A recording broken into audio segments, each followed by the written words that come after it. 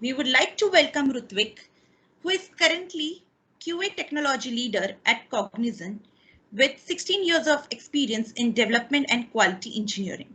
He has 360-degree experience in leading various technology capability and transforming enterprise customer. Currently, he is owning capability and providing delivery governance to data, AI, and blockchain assurance. Today, Ritvik will be speaking on modern QA through modernization of data. To know more about Ritvik, here is a link. Please welcome Ritvik. Over to you, Ritvik. Thank you very much. So thanks everyone for joining. My name is Rutvik, and I think that was a nice summary from the host over there. So I would be talking about modern QA through modernization of data, right? So before we jump in the topic, let me show you one picture. Anybody knows who this gentleman is?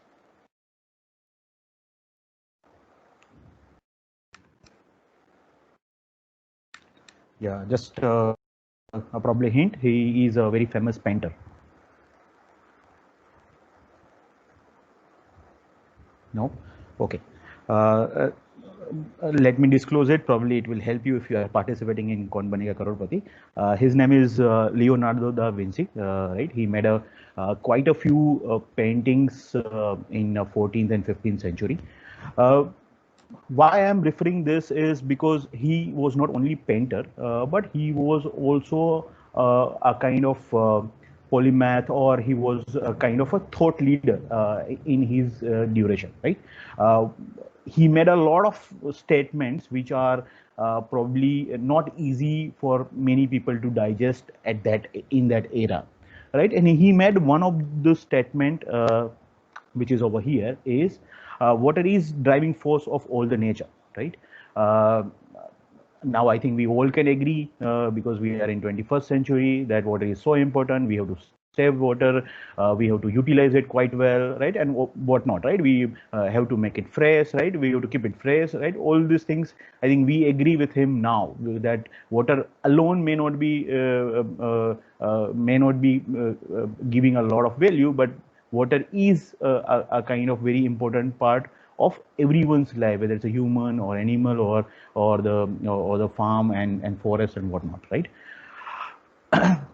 Now I don't have a equal thought leader what we have of a Leonardo da Vinci, but I in nowadays when I need some thought leadership, I typically go to some of the research firms, right? Gartner, Forresters, and IDC, and I try to see that what they are saying, right?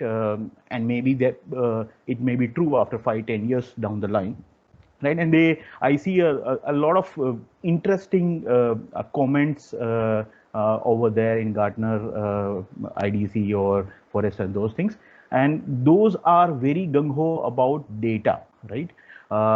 Someone are saying that the data would be 163 zettabyte. Zettabyte is 1 million gigabyte, if I'm not wrong, right? So gigabyte or 1 million terabyte, right? A terabyte itself is a very huge number, right? And we are saying that 1 million terabyte is equal to 1 gigabyte, right? So it's a huge basically proposition of data that we will see in the next 5 years alone, right? Most of the organizations are driving their strategies around data. They have a plenty of data. Sorry, someone is saying something? Okay. No, so they go were, ahead. yeah, sure. So there were plenty of data around there. They start feeling the importance of data. They start utilizing the data, right? And just because I believe that those people are a thought leader, right? I converted the Leonardo da Vinci's quote to something like this: that data is a driving force of current age of IT, right? So basically, data is replacing a water, and the all the nature. I think I'm just currently concerned about current age of IT, right? So data is very crucial element, right? Now probably many people won't agree with this, just based on Gartner, Forresters, and those people, right? And they have their own doubts around that, and I'm absolutely okay with that. Let me go and see another information. Okay, uh, are you all guys in agreement? Then when we are saying that modern QA, right, or the new age quality assurance, these are broadly three, four areas that we are concerned. Maybe AI, customer experience, cloud containers, or hyper automation. And if I'm not wrong, I just scan through all the topics, right? At least 85 to 90% topics, even in ATA GTR 2020, are related to these four areas, directly or indirectly, right? Where we are focusing on either on hyper automation or AI or cloud and whatnot, right? So these are undoubtedly the areas that we should be focusing on. We have been focusing on for quite some time, right? If I have to find out that some common minimum link between this, right, and if I go a bit deeper on that, say AI, right? What is AI? AI is all about data. If I have to, if I say I'm creating a machine learning application to do a defect prediction, to do regression optimization, how would I do? I would give a historical data. I will let the AI determine the model out of that and take a further prediction, right? So AI won't be possible if you don't have a data. Customer experience, there would be thousands of different varieties of customers. If you just go with just two sort of customers, will that be enough to determine the behavior? Probably not. Again, you are talking about huge volume of data. Hyper automation, we were talking about. Continuous testing, we were talking about. What is the biggest, probably a pain area, and this is not I am talking. This is again, Sogeti is performing a survey with a lot of quality leaders across the world, right? And they actually find out in their continuous testing report that this data and environments are the two top blocker for my continuous testing. So if I have to achieve continuous testing, and that's, I'm sure that's a goal of most of the people who are sitting over here, data is a pain area. They want to target on a data, right? Even though we don't give that much of weightage, but data is the pain area that everyone is worried of. And microservices, or if we are talking about cloud, or if we are talking about migration, a lot of modernization is happening from a legacy databases, Oracle to Postgres, for example, right? So again, all about data, right? So if I have to see all these four the big levers, right? One thing common, forget about what Gartner says, forget about what IDC says, forget about what Forrester says. One thing is common is data, right? Data is far too important for the IT industry, for all of us, that we should ignore that, right? So okay, that's fine. Data is very good. Data is important for IT industry, but I am a tester, right? How does it matter to me, right? Yes, you are a tester, and it matters to you most. Why? Because one of the piece that when we talk about data, one of the piece from a QA perspective is a test data, right?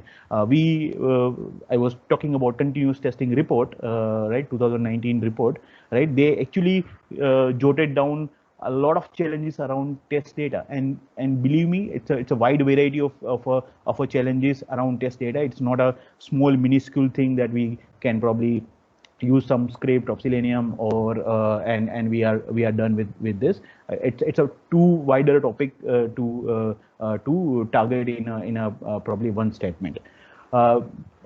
It's effort intensive. Again, one of the World Quality Report survey says whoever people has been basically participating in the surveys, 55% of them are saying that they are spending 30% of their time, to 30 to 60% of their time in just around data. Now, it's not just purely probably a data generation. It may be also data getting from production and put it into the environment, but they are spending a lot of data, a lot of time in getting those data ready. I have been reading one more report orally where they surveyed a lot of people who are planning to use AI. they mark 2-3 top challenges, right? And scale and use case are definitely are the challenges, which I think we can't solve it just now. But there is a definitely a one challenge, which is a usability of data. I have a lot of data, but are those data usable? Probably not, right? They may have a lot of junk information. They may not have they are basically not in a ready position for me to utilize that or to get a meaningful output of that, right? So there are challenges, and we as a testers are not aloof of those challenges, and that's the reason we believe, or at least I believe, that we need to update ourselves on how we are currently treating the data, right? So if I say the QA community, the way we are treating the data, we may be using some Selenium script to create a data. Is it a smart way to do it? Answer is no, and probably I'll talk about what are probably few things that maybe we can do it. If there may be people who are getting the data from production, they talk to a DBA, they schedule a lot of fixes and get the data from production.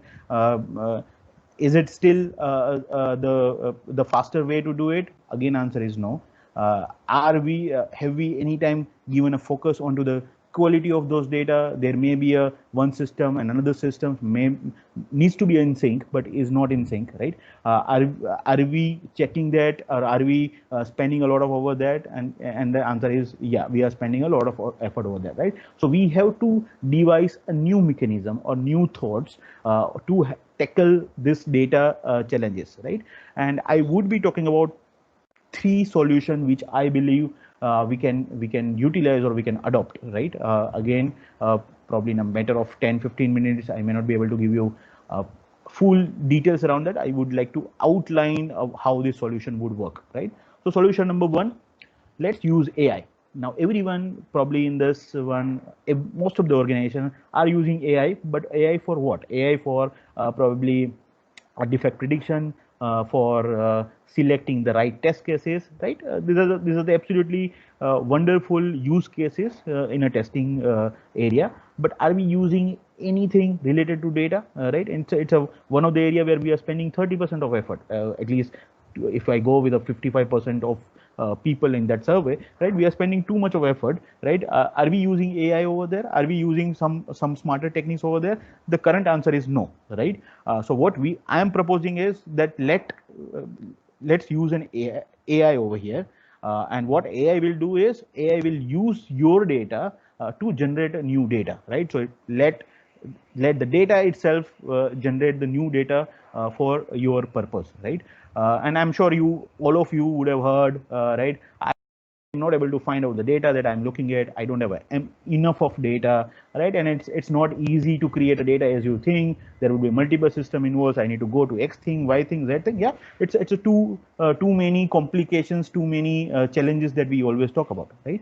And that's where probably AI can help, right? What AI can do is you give the sample data. This sample data can be a production cut. It can be a production sample, maybe a 500 records, 1,000 records, 2,000 records from production. Let AI system study that or understands what are those behavior, what are the relationship in those data, and what are those patterns. Now, heavy words over here, but let me try to simplify with some example, right? So for example, I am talking about customers for one of the banking system, right? I would probably see it the customer, if there is a column called as age, right? The behavior would be there would be a person would be in a range of 20 to 80, because that's the typical range of a customer in a bank, right? So when you give me a data, what my machine learning will do is it will try to determine that what would be the behavior of this particular column. If I have to generate a new data for this age column, right? What would be my behavior? What would be my boundaries? 20 to 80, right? What are the patterns? Now there would be a pattern, for example, someone who is staying in Mumbai, his behavior pattern would be spending more on the online sites. So maybe I can prefer or I can set up a few flags of marketing related to online items, right? So that's a pattern that you understand from the data, right? You're given a historical data and you are seeing that, okay, all the folks who is from Mumbai, who is from Bangalore, who is from a Delhi, right? Those are more tend to opt for the online marketing, right? So that's a pattern that you have observed from this data. Let machine learning understand that pattern and put it over there. There could be a relationship that any again, say for example, a male who is staying in a tier 1 city and whose current age is between 20 to 80, 20 to 30, right? There is a high chance that he will be a smoker, right? So relationship is that probably 80% chances that person would be a smoker, right? So again, I'm just saying on a data. I don't mean to say that everyone is a smoker, but yeah, what basically machine learning can help you is determine that what should be my new data look like, right? It should be what sort of attribute it should have, what sort of behavior it should have, right? And what sort of relationship that I have to basically consider over there. And based on that, it will give you a new data. And this is something that we have implemented, right? And this, if you have to use probably Selenium script, you do a parallel execution also, creating maybe 1,000 data will need a lot of development, at least, that how what every columns or every field will look like, right? Here using an AI, it's everything automated. Even your designing of your generation rules is automated, and you get a new data in a fraction of time, right? We actually deliver in less than 1 minute of time, right? So AI actually is powerful if you want to give a more data and with very less effort, right? So that's a one solution, maybe something that we can adopt. Solution number 2, right? Everyone is talking about cloud, right? And I know when I go to LinkedIn, right, most of the updates that I see that this person is certified in AWS, Azure, and all those things, right? And that's probably way to go, because cloud is a new phenomena everyone should be aligned to. But if you are we using we are doing a testing, or we are adopting a cloud whenever a customer says that, okay, I have a application which is in cloud, can you go and test it? Yeah, we are doing that. But are we adopting a cloud for our benefits? Answer is no. Now, if you see when I talked about earlier that someone gets the data from production, put it into a test environment, or someone creates a new data also, right? All these things basically are time consuming activity.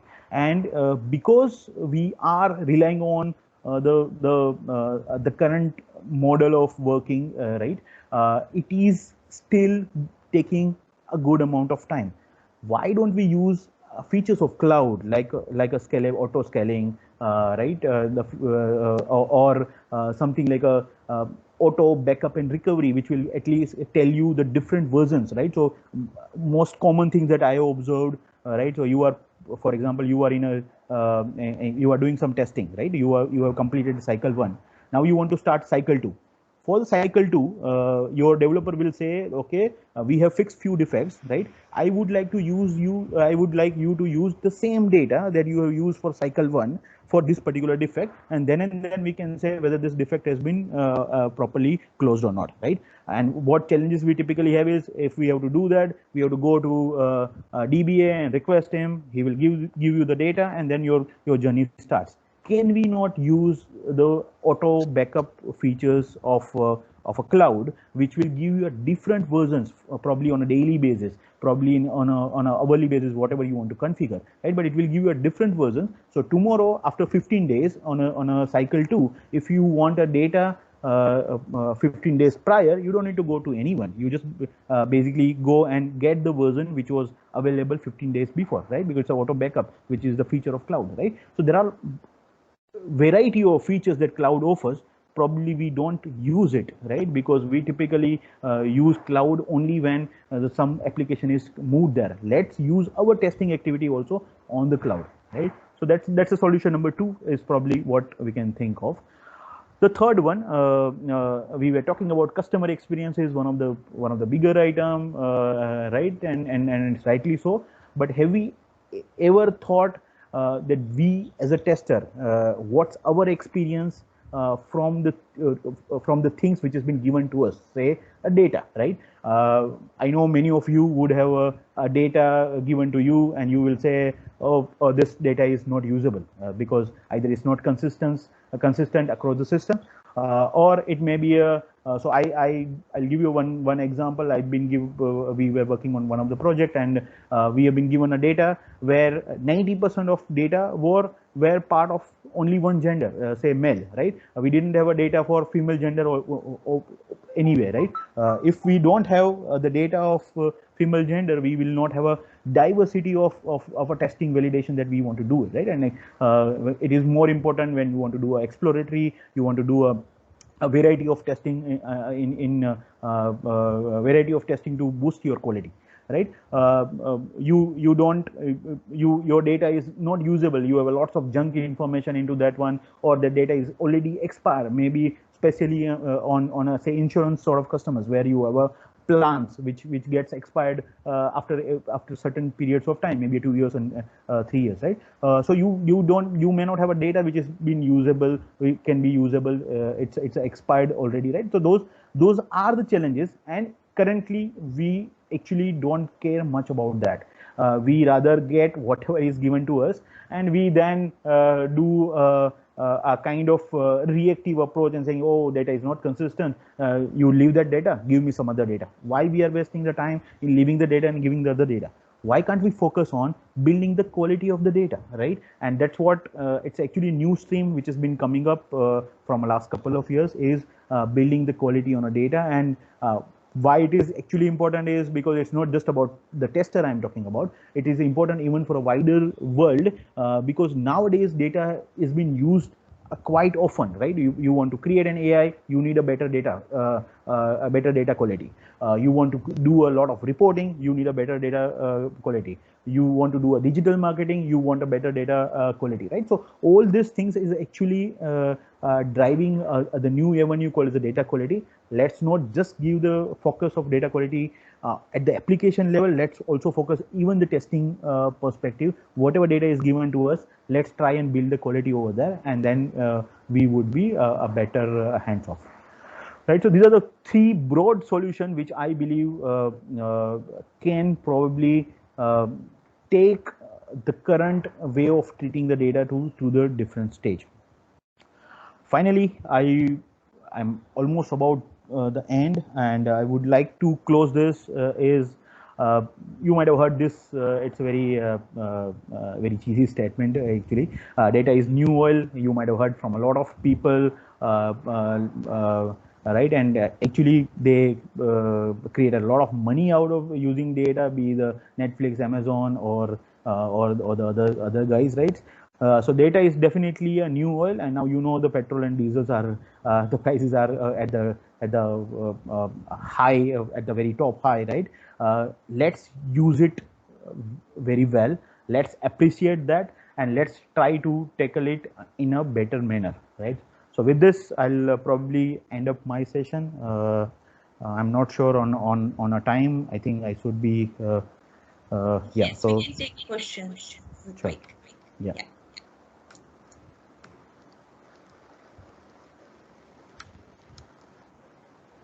Okay. So we have questions for you. From Aditya. How easy it is for a tester to pick up AI for generating data? Correct. So, like I said, it is done, right? So we have already done that. So I'm not just presenting any of the three solutions. Basically, we have done it actually in our project. So this is it's possible to do for sure. Nowadays, AI is also transforming itself, right? So you have a lot of tools available in the market via which you can do the coding. Even cloud providers are providing that, so you don't need to do a lot of coding, as long as you know what data or what parameters are important to you. I think creating this generation script for a data won't be that big a challenge, right? As long as you are on board, you don't need to, nowadays you don't need to code a big Python libraries, or you don't need to code a lot of things in R. There are a lot of reusable stuff available. You have to go and utilize it. Only thing is that you should be knowing what you want to do it. Yeah. Next question is, how do we generate or get unbiased data? Yeah, so what this tool basically, when I talk about data quality, right? So data quality is, so data generation is one piece that you generate the data, right? Now the second step is, I generated data. Am I the superstar? I'll not have any issues in the data. Probably answer is no, because I learned only from the production data and I created from that. So there could be a chances of 10%, 15% issue into that, right? How could I correct that? And that's where the third solution that I talked about, the data quality one, it's very important, because that data quality, what it does is it actually measures your data into all these parameters, right? Whether your data has some sort of bias or not. I think I given one example that 90% were male and 10% of female. Is that a right ratio? Answer is no. That's what is a bias system, and that's what data quality will pick it out and will tell that, hello, that your data is kind of screwed. We have to have a better balance of the data, and then probably you can have a data. When you are generating a data, you can ignore the data which is generated for male, and you can just keep the data for the female one, right? So yeah, that's how we handle the bias problem. Bias problem is there for sure, and you have to handle it using a techniques like a data quality assurance. Okay, we have another question from Lavanya. When you speak about AI, are you referring to collecting behavioral data? And can you use some of the tool sets? Can you give us some of the tool sets that can be used? Yeah, so I think I talked about for AI. I think I talked about that you can use the Python has give a lot of libraries nowadays. There are data robots and AI ML in Azure also. You have a AI capability. AWS also SageMaker, right? So there are a lot of capabilities built in available. Google Cloud also provides. Earlier it has a TensorFlow for the on-premise one. Now you have a data. Yeah, now you have a solution in a cloud as well, right? So you have a lot of solution available to adopt an AI, and it is getting very easier and easier, right? So you don't need to do a lot of coding as long as you know what you want to do it, and you have a proper data which can give you the result. You can adopt any of those techniques. We have a few more questions. Containers and cloud, how does it help in data generation? Correct. So I think containers and cloud, it was not on the data generation. It is more about speeding up the activities, right? So I talked about, for example, let's take about AWS, for example, right? So AWS has a feature of auto scaling, right? Currently, if I will do it, I will generate the data, or I will move the data from production using certain tools, right? I will use probably one machine, two machine, 5 VMs, whatever, right? But what cloud will do is cloud will auto determine that if I have to complete this activity, do I need to add a few more servers on that, right? And we actually observed when we used a cloud in one of our this test data movement activity, right, which was taking 32 hours earlier, right? It was reduced when we took a cloud, because cloud has its own logic to do an auto scaling, right? It has actually reduced from 32 hours to 9 hours, right? So you actually reduce 70% of effort, right? And that was possible only because you had you actually allow this sort of cloud features to take care of the control, rather than you determine how many machines and what you want to do it. And you will always have a limit. Cloud doesn't have a limit of putting the servers. So when I talked about cloud and containers, the objective is to scale up this activity, make these things faster, right? Which we may have a limitation into the normal world. Okay.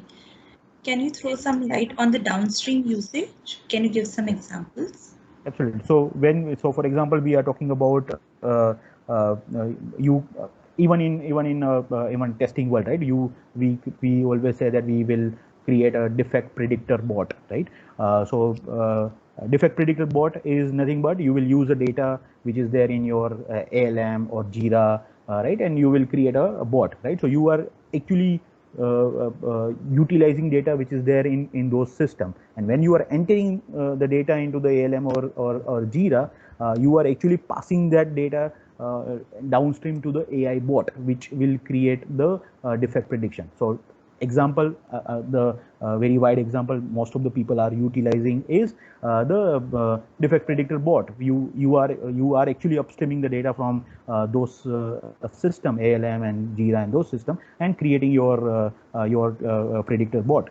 Similarly, you may have a business intelligence reporting, right? All the reportings where you get a data from nowadays with a lot of regulations, right? You have a new things coming and called as a MDM, master data management, right? So a lot of data from many of the upstream systems are stacked up into the new area which we are earlier talking about, data lake or data warehousing, called as a master data management, where you have all the data available, and those data is something that people are utilizing for their reporting, for their tracking, for their auditing, and all of those, right? So if you have a problem in your upstream data, right, your MDM will have a lot of problems, and if your MDM will have a lot of problems, your reporting, your tracking, your auditing, everything will have a lot of problems, right? So you have to correct from a source, and then the journey can go on.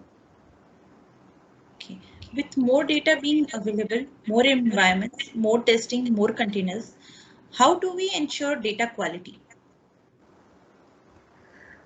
Okay, see this, when we say data quality, like I said, data quality is nowadays a new stream altogether, right? So when I say new stream, it has its own tools. We have tools from Informatica, we have tools from IBM, we have a lot of libraries available in Python and Java, which helps you in do that, right? So again, even though you may have a lot of complexity over there, all these things are possible with a lot of tools that's available, and it's quite easy to do that, configuring those sort of tools. Even you can create your own Java and Python libraries to do that. So it is like a kind of another automation testing or testing using certain tools, right? But those tools are capable enough to handle this sort of challenges what we have. Okay, another question is, can AI help in data quality? Have you experimented with some tools which help in this? Correct. So I think, yeah, so there are tools on a data governance which takes care of this area. So one of the data quality items which is where the AI they are using is the duplicate data, right? So now duplicate data is not the one record and two other records are completely matching, right?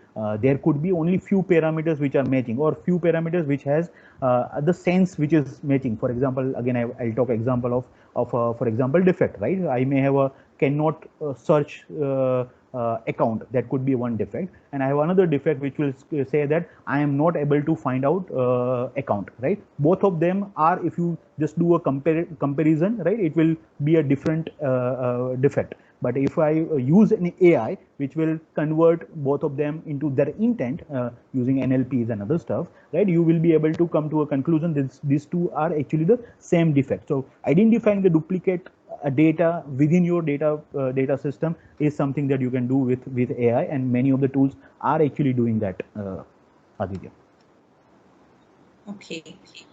Okay, there is a last question. In your experience, what all should the testers learn to bring data skill in their profile? Top 3 things can you suggest? Sure. So I think the more common or more the mature, I would say, still is a Python, even though I suggested earlier that there are a lot of tools available where you don't need to code. But Python is probably most flexible because you have a lot of features already available, a lot of things are already available, and Python is comparatively easy when you compare to a Java and other coding language. It's a comparatively easy language to learn. So I would definitely suggest you go for a Python to learn that. And for most of our day-to-day problems, the typical algorithm, you don't need to go to the deep learning and neural network and all these things. Typical machine learnings of a supervisor machine learning is good enough, right? So you will see a lot of courses in supervisor learnings in any of those areas. That should be your target, right? And there is a TensorFlow is one of the most kind of used tool in AI, and that's what the even report says, many of the reports says. So that could be also the third thing that you can focus on. So if I have to say 3 things, these 3 things should be the way to go. Thank you, Ritvik, for answering all the questions. It was a great session.